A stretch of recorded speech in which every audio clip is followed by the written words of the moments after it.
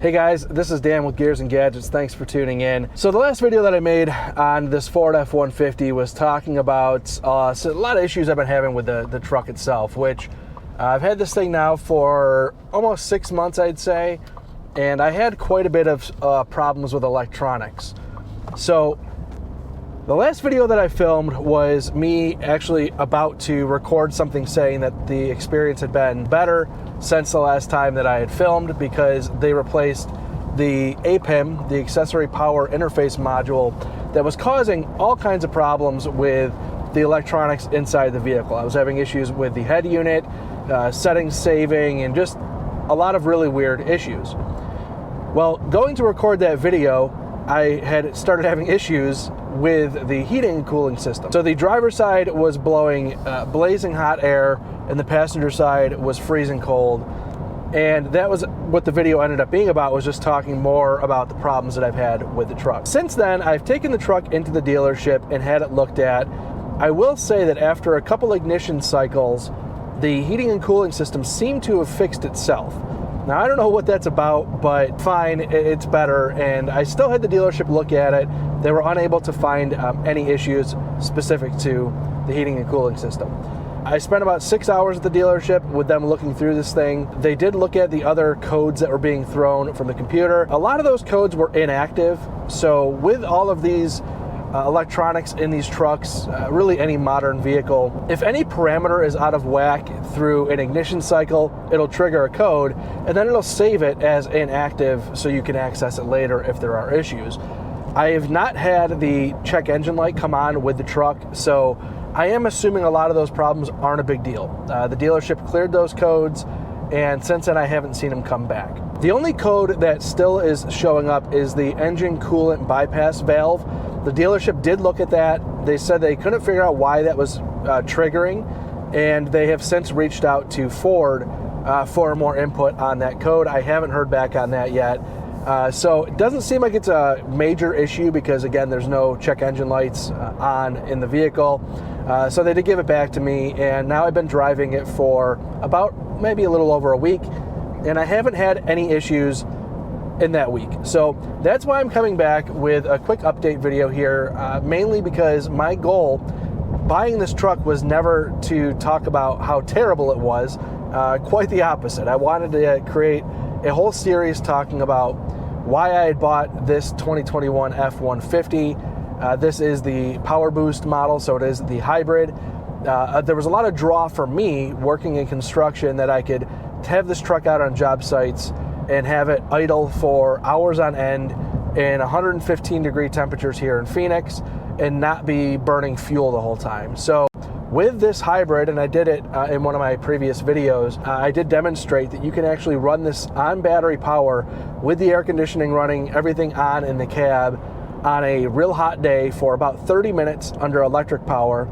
The truck will then kick back on for about 5 minutes with the gas power motor to charge it back up, and then run again for another 30 minutes on battery, and it'll kind of run through that cycle. So 30 minutes off battery power, 5 minutes on engine power.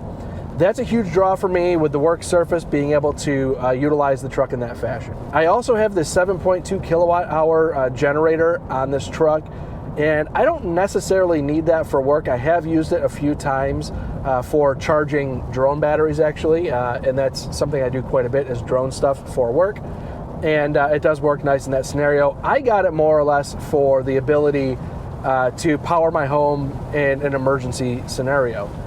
Just don't need to buy a gas generator now. I can power most everything I need off of the truck. Now, the PowerBoost for me was a big draw, and one thing I've learned that I think is very valuable with this vehicle, and I would think it would be a very big draw for law enforcement in particular, is that when it's running under electric power only, your situational awareness is amazing because the motor's not running, and that even under idle scenario, you lose a lot of ambient noise to the exhaust. Well, when it's running under battery, you can roll the windows down or crack a window, as I like to do here, so I'm still getting air conditioning, and it's super quiet.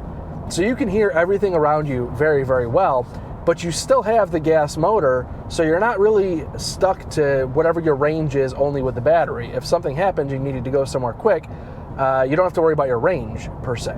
So I think that would be a huge draw for law enforcement. I do know a lot of law enforcement is switching over to EVs in general, but the hybrid to me just seems like a very good option for that.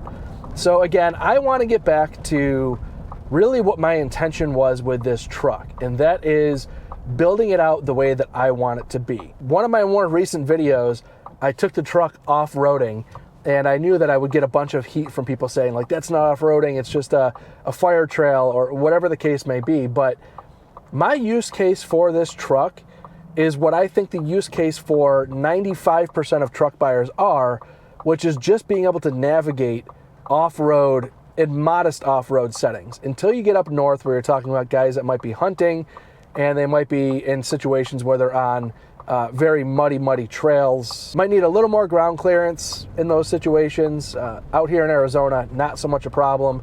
Most everything you do out here is very hard pack type ground, and this rain you see here is maybe half a dozen times throughout the whole year. You just don't get a lot of rain. So I want to build this truck out to be what I would consider the best all-around pickup truck that I possibly can. Now, I did have an opportunity to put a 6-inch lift on this truck, fully sponsored, and I'm not going to do that because as much as it would be cool to have a 6-inch lifted F-150, I think a lot of modifications, including a lift like that, start to actually do nothing but eat into the capability of the vehicle. It reduces your towing, it reduces the places you can go, like parking ramps, your garage. I don't know. There's just a lot of things that a lifted truck actually starts to lose capability. Even off-road, you start to lose capability in terms of going underneath low-hanging trees and things like that. So I think I'm just going to try to do the best suspension upgrade that I possibly can put on a stock truck to give it more articulation, make it a better off-road vehicle for running 30-40 miles an hour down fire roads. And that is what your average construction type of person is probably going to do.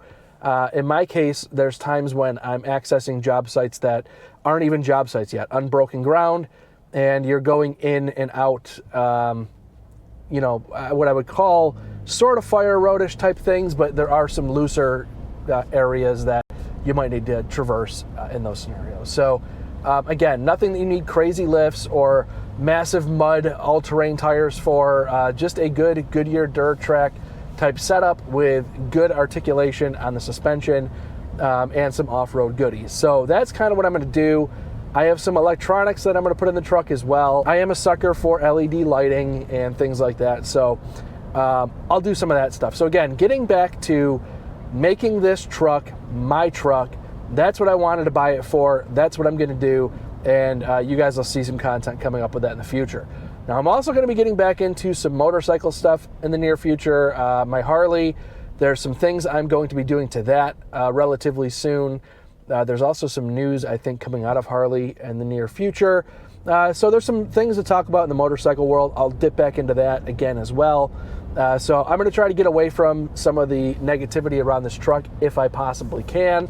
If there's more to report on, you guys know I won't be able to refrain from it. So I'm hoping now that we're at the point with this truck that, and I think we are, that it's going to be mostly software related stuff that can be addressed through over-the-air updates. I see a lot of that creating some good changes. I hope to see very much some continuity between some of the model lines, and what I mean by that is I saw on Truck King's recent episode with their Ford F-150 Raptor that they were able to turn their cameras on while in motion. So as I'm sitting here at a red light, you can see the camera turns on, but when I get up to speed, the camera's shut off, and you can't access any of the camera views. Mainly the one I would like to be able to access is the bed of the truck.